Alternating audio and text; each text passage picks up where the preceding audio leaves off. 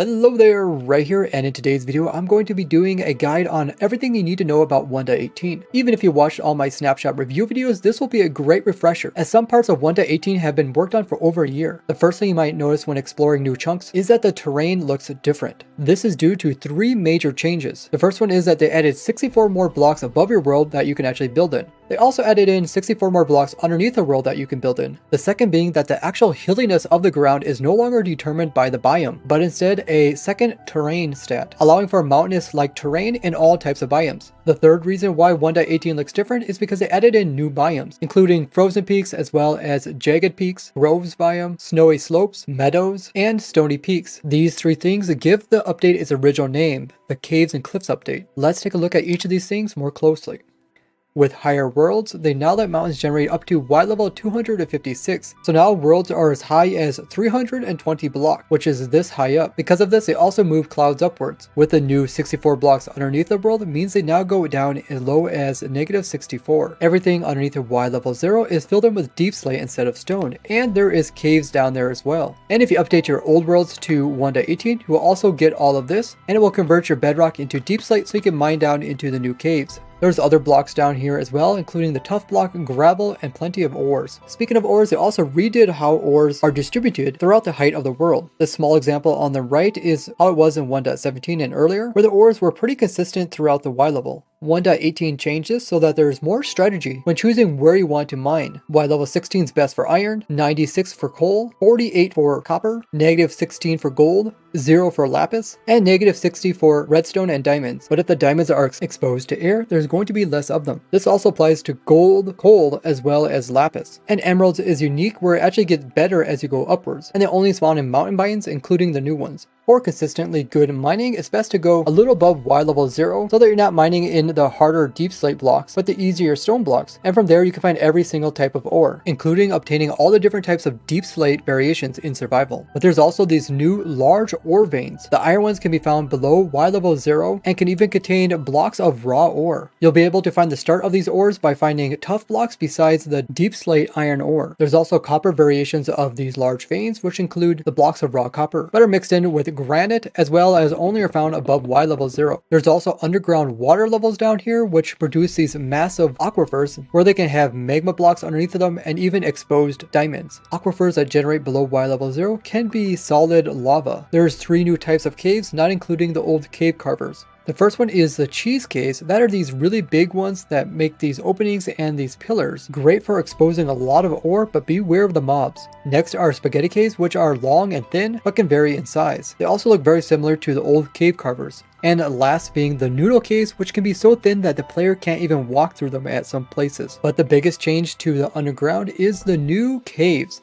including the new dripstone cave. These are their own biome, different than what biome could be above them or below them. Here you can find the natural pointed dripstone as well as the dripstone blocks, and they can form small stalagmites and stalactites as well as massive pillars. Copper ore is also more abundant in these biomes. Water within dripstone caves can also spawn in drowns at a much higher rate than rivers. Cool views like this is what I like most about 1.18. The other new cave biome is the lush caves. These have moss blocks, glowberries, azalea bushes, moss carpets, and both small as well as big drip leaf. The new spore blossom can also be found here and is known for putting out these green particles. Grass, vines, as well as lichen can also be found. The floor also contains clay blocks and is the only biome that axolotls can naturally spawn in, where they need water that is within 5 blocks of a clay block underneath. Tropical fish can also spawn in the waters of lush caves. Azalea trees can be found naturally throughout the world, and if you go underneath them and follow them all the way down to the caves underneath, these will actually lead you into the new lush caves. The 6 surface biome types also have unique characteristics. The jagged peaks have these abrupt cliffs, which is the cliff part in the name Caves and Cliffs. Goats can spawn up here, but they're mostly made out of snow as well as stone, making them useful for finding exposed ores. The second peak is frozen peaks, and these are covered in snow, packed ice, as well as ice, making it look like there's huge glaciers on them. And goats also spawn here. The third peak is the stony peaks, and these are typically found at the tops of tall, hot, dry biomes. They contain stone, gravel, as well as these big strips of calcite, but no passive mobs spawn here. The next three we're going to take a look at are all biomes that you could typically find at higher elevation.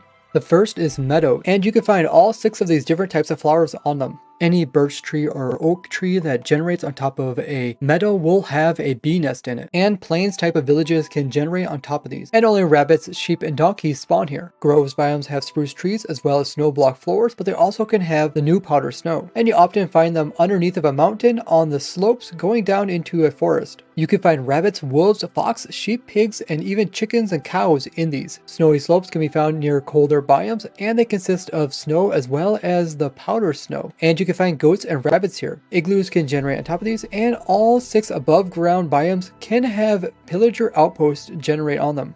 We'll take a look at some more additions to 1 to 18, but I just want to thank everybody who subscribed as we reach a crazy milestone of 325,000 subs. Let's see if we can get to 350k by the end of the year. There's also 4 new advancements. The first we can get by digging a hole in a low spot all the way down to bedrock and then placing water down and then putting a lighter on and then doing F3 plus G so you can see the chunk borders and then flying all the way up to the very top of the world. And then from there, all you have to do is take off your elytra and fall all the way down to the very bottom of the world. Now I just take off my elytra and I will fall. And once I hit the bottom, we'll get the new advancement called Caves and Cliffs. The next one's called Feels Like Home, where you have to go over into another dimension and grab a strider, and you'll need to have a saddle with you as well as a warped fungus. Then just put the saddle on, hop on it, and use the fungus to steer it towards your nether portal. And you can actually climb up lava that's flowing in the nether with striders if you have fire resistance, and then just steer it over into the nether portal and hop off of it. That will teleport it. And I purposely put my nether portal down by a lava lake that is in a cave, because what you need to do is now ride this guy for 50 blocks while in lava. But there you go, Feels Like Home. The third one is called Sound of Music, where you just play any music disc inside of a jukebox while inside of a meadow. The next one's called Star Trader, and it has to do with trading with villagers at the very top of the world. So what you need to do is place a boat near their workstation that's on top of a trapdoor. Then you can push the villagers in easily and get stuck. Make sure to remove all the blocks above the boat so it doesn't get stuck on anything. And the trapdoor is hooked to this simple fly machine, and it's just like this with 2 sticky pistons. Then you place an observer in like that. And then all you have to do is place this block to update the machine and to send the villagers up to the top of the world. And once you hit the world build limit, the machine will just stop. Now just come in and place in a workstation near one of these guys, and then go ahead and do a trade, and you will get the new advancement, Star Trader. They also added in a new music disc that can be found inside of monster dungeons as well as corridor chests. Although it's quite rare, only about a 3% chance. It's called Other Side, and it's by Leonard Rain. There's also 8 new music tracks that you guys can hear throughout the game if you're playing in survival in the new biomes. Simulation distance was added to Java, where you can improve your computer performance while still being able to see far out chunks in your area. Where everything within the sim distance allow things like entities and blocks to do updates, where outside of the sim distance, where it's just render distance, mobs can still spawn and be counted. I'll cover this change in more detail in a future video. Before you update, I recommend watching this video of mine where I cover things that might break when updating your world. For those of you who do not want to have the new caves underneath of your old chunks, I will be doing a separate video covering how you can do it, so be subscribed. Check out this playlist about Minecraft news to see all the other changes for 1 to 18. Or check out this playlist to learn about new tricks that you can do in the Lush as well as Dripstone caves. Thank you all for leaving a like, and I will see you guys in the next one. Bye bye!